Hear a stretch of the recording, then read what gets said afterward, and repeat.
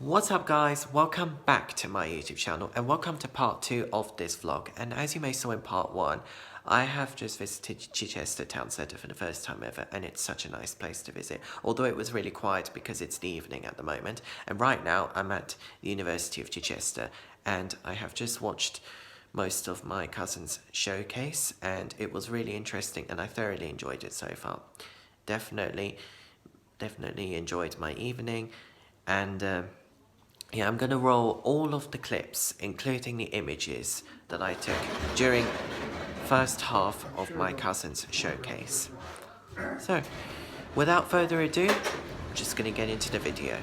So I shall update you guys after when I've put it, the photos, well, I would say the images and the clips. Technically, I'm just going to show you half of my cousin's showcase that I've just put it on this video, but the rest will be found in a separate video, including with the images. Enjoy! National Ballet, conducted by Hermann Schwetzfeld from Germany. The advert says the new company ballet, sponsored by the Shah. It portrays traditional ballet outfits, what you might call quite attractive, but appropriate for its sport and its art form. And when things started to change, they attempted to burn it and change it. On the other side, it includes a squawk tale about a demon who goes to the moon. The same effect appears on the same piece of paper. Now these are two different pieces of paper pressed together because they were in such brutal conditions that we had to thicken them while archiving them. The same story applies to all the documents you see around you. So when we hit intermission, I want you to circle around one more time and look and see what they truly are. I know a lot of them are in Farsi, so it will be hard to read. But believe me, when you look at the very details, you can see a lot of story. You might see some sadness, you might see some cool stuff, and you might just see that change. Now, I'm very fortunate to be part of a family that has been active in Iran's music since 1932. However, that doesn't make me a special person. I am here for a special reason though. I'm here because I've risked a lot of things to be here and to tell you a little bit of story. Elliot, can I have the gloves out of that box? 29, November 1st, the CIA released a statement saying Iran is a pre-revolutionary state for many years to come. Exactly 23 days later, the US embassy was raided by the Iranian militia. Thank you. And the embassy received a telegram: extract all resources and delete all documents. When the Iranian militia received the message via frequency, they made an attempt that maybe it's something secretive that the US embassy is trying to hide. It really wasn't. There were just travelers, there were just documents. Now, how does all of this relate to music? Well, it does. Because the way that we look at a series of events is the way that we look at it at everything. We look at it with one eye. I have here a collected newspaper called Kayhan, which translates to galaxy. Kayhan was Iran's biggest newspaper and is officially illegal to distribute via its original document. The Kayhan paper contains names, pictures, and all the decisions that were taken and made during that day. Now, I'm going to bring this a bit close because luckily we're a small crowd so everybody can see it. But on this, you can see the hostages being raided out of the US embassy. These pictures were not published by any other newspaper in history. And this newspaper had to be kept at a very critical condition because the people who were meant to archive it, they threw it away. The same thing happens to the story that I'm about to break to you tonight. I was in Iran many years ago, and then my family immigrated here. And in 2015, I came across an article by the New York Times that said that Ayatollah Khomeini in the year 1980 has made Iran haram, which means forbidden, and it made Iranian art and culture actives haram as well. That is incorrect.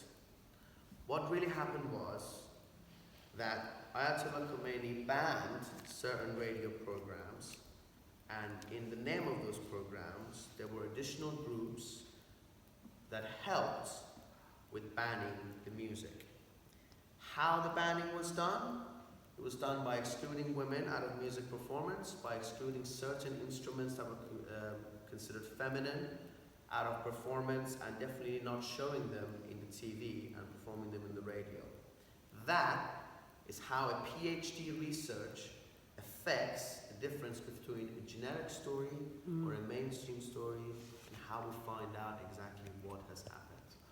Now, I'm a music graduate, I'm a musician, and the expectation is for all of this to be fully musical. But we don't live in a fully musical world. We live in a world that music is actually inspired by other events. That's Elizabeth Taylor at the Grand Bazaar of Tehran, 1961. She's having a grand old tea. Hey, look, it's Lilibeth and the Shah having a nice little carriage ride for Shah's official state visit in 1971 in London. And we've got Donald Trump, Henry Bogart, and Jack Nicholson. The text says, Trump in Tehran. Donald Trump was only 38 years old when he was next to Jack Nicholson and Henry Bogart. And he was thinking about opening a new casino in Revolution Street, previously named Queen Victoria Street in Tehran. Vast subject. Anything can come out of a PhD research and go, and as a researcher, I might think it's relative to the subject, but it's not. There she is, her geopolitical location. At the north, she relates to Armenia and Azerbaijan. In the northeast, Turkmenistan, Afghanistan, and Pakistan.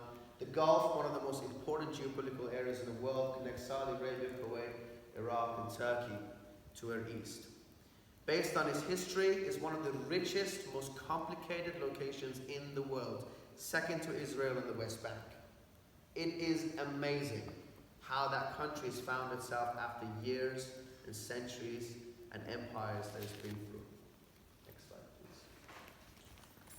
Now, what we know about Iran in general is what we know how the other celebrities say about us, and also how history is recorded Iran. We've got quotes from Bernie Sanders to Morgan Freeman, and we've got quotes from the Shah, Khomeini. And you can compare those things, you realize that you can't really portray Iran as an image. You can only portray it as a book of stories. Iranian music is the same thing. It takes music and musical elements from provinces. It takes from cultural and community backgrounds, seasons, locations, landscapes. And what it does, it takes inspiration from those things and it creates it itself. 7 royal modes representing the 7 days of the week, 365 melodies representing the 365 years, and 12 daskars or systems representing the 12 months. Very easy, crafted by the Achaemenid Empire, 2500 BC. These are the known facts. Iran knows as Persia. I love that name, Persia. The Iranians are always trying to redeem themselves. We're Persians, like the cat. You know, like, I love a Persian cat. You know, it's not an Iranian cat.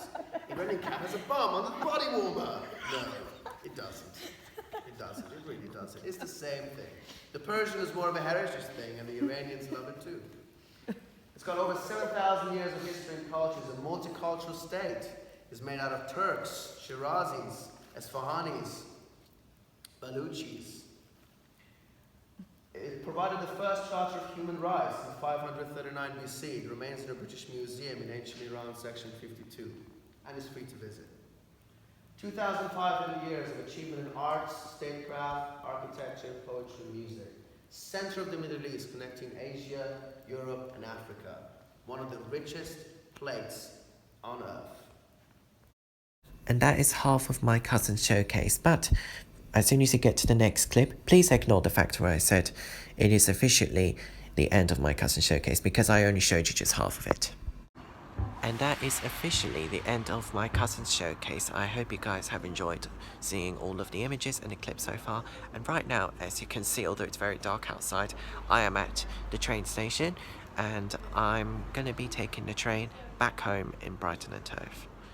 But I hope you guys have enjoyed this video, and if you did, please smash a big thumbs up, subscribe down below, turn on my post notifications, and feel free to comment if you like to. And all of my social media, including my cousin's social media, will be all in the description below if you guys want to follow the two of us.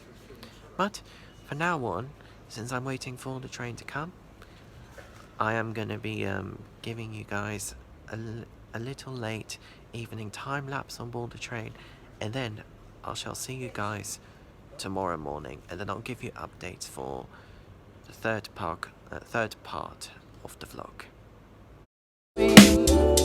Darling, you send me, I know you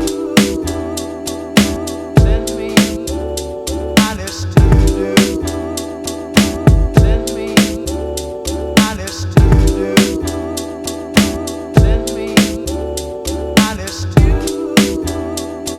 Good morning, you guys. It is now the next day, and as you can see, I'm at college right now.